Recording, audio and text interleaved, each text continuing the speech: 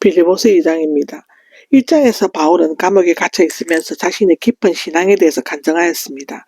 여기 2장에는 값없이 하나님의 구원의 은혜를 받는 빌립보 교인들이 마땅히 힘써야 할 본분에 대해서 권면하고 있는데 1절에서 4절까지는 겸손으로 하나가 될 것을 권면합니다. 1절에 보면 그러므로가 시작하죠. 앞에 말한 것을 의미하며 그리스도인이 하나가 되는 것을 중요성을 말하면서 하나가 되기 위하여 네 가지의 원칙을 열어가고 있습니다. 무엇이 있다면은 막연히 미래에 일어날 사실과는 반대되는 가정이 아니라 실제 일어날 수 있는 가정을 하고 있는데요. 그리스도 안에서 무슨 격려인데 그리스도에 의한 겉면 또는 그리스도 안에 있는 위로로 번역할 수 있습니다. 격려는 예수님께서 보내주신 보혜사와 같은 단어이고 교회 안에서 믿음이 약하거나 시험에 빠지거나 잘못을 저지르는 자가 있을 때는 그리스도 안에서 보혜사 즉 변호인처럼 힘과 도움을 주고 위로를 주어야 한다는 것입니다. 둘째로는 사랑을 무슨 위로인데 이 위로는 곁에서와 말의 합성으로 격려와 비슷한 뜻이 있지만 더 부드러운 표현인다고 하는데요. 말 솜씨 있게 설득을 시키거나 격려하는 것을 의미합니다. 연약한 가운데 있거나 고민하는 자가 있을 때는 그리스도께서 교회를 바울이 빌립보 교인들을 사랑한 것처럼 사랑으로 위로를 해야 한다는 것입니다.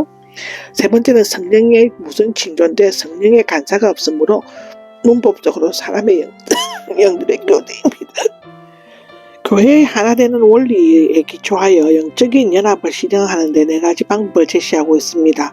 첫째, 같은 생각을 품고, 둘째, 같은 사랑을 가지고, 셋째, 마음을 합하여이고, 넷째는 같은 의도를 지님으로써입니다. 한 가지를 마음으로 둠으로써 한 가지 일만 생각함으로써의 뜻이고 그리스도를 향한 생각과 목표가 일치함으로써 서로의 생각이 일치하고 감정도 조화를 이루는 것을 나타내는데요. 그렇게 함으로써가 나오는데 내 기쁨을 온전히 채울 수 있게 해주십시오라고 권면하고 있습니다. 이와 같이 바울이 사랑에 의한 교회 일치를 간절히 원하고 있는 것은 빌립보 교회 안에 불화와 불일치가 있었기 때문인 것으로 기록되어져 있습니다. 영적 일치를 위한 구체적인 방법을 3절에서 5절에 제시하고 있는데 첫째, 이기적인 공명심이나 헛된 자만심을 가지지 말라고 합니다. 소극적인 권면이고 이기적인 공명심은 교회의 통일성과 조화를 깨뜨리는 이기적인 마음으로 빌립보 교회에 남아있는 당파심으로 각파의 이익을 위해 공명심으로 치열하게 다투는 것을 나타내는데요. 그러다 보면 상대방의 당파를 끌어내리게 되고 결국은 분열에 이어지게 되죠. 여기 헛된 자만심을 내용이 없는 헛된 영광이나 명예 자랑을 의미하는 것입니다. 오직 겸손한 마음으로 낮게 여기십시오인데 적극적인 겉면이고 계속 이어지는 것입니다. 다툼과 분열을 일으키는 공명심이나 자만심을 물리치고 영적인 일치를 위해 반드시 필요한 겸손한 마음을 가지라는 것이고 겸손은 미덕이 아니라 노예 근성에서 비롯된 비굴함이나 수치를 의미하였습니다.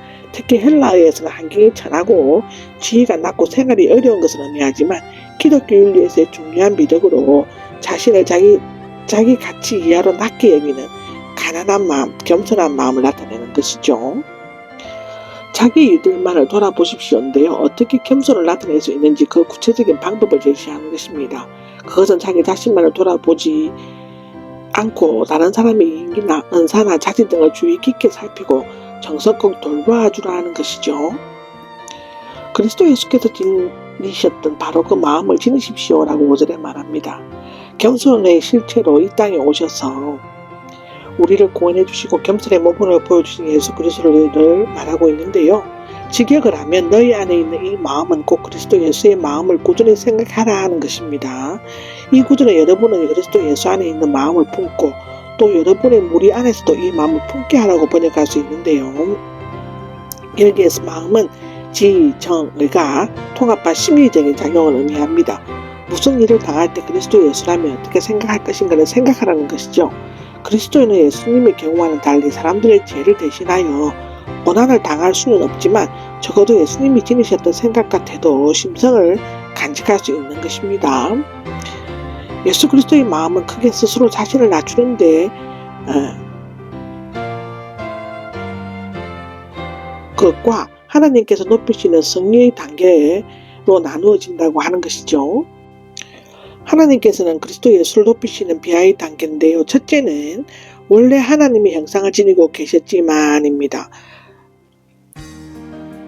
하나님과 동등됨을 취할 것으로 여기지 않으시고 라고 나오는데, 하나님과 같으신 것은 너의 핵물인 것처럼 여기지 않으시고가 됩니다. 동등됨은 본성이 아니라 관계성을 말하는 것이고, 성육신 이전에 예수님이 위엄과 영광과 거리에 있어서 하나님과 동일한 분이심을 나타내는데요. 취할 것으로 여기다가 나옵니다.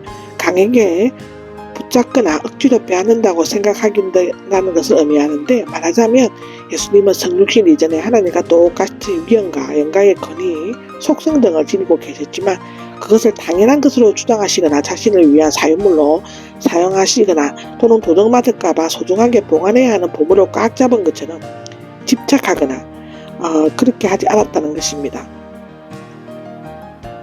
오히려 자신을 비우시고 라고 나오는데요.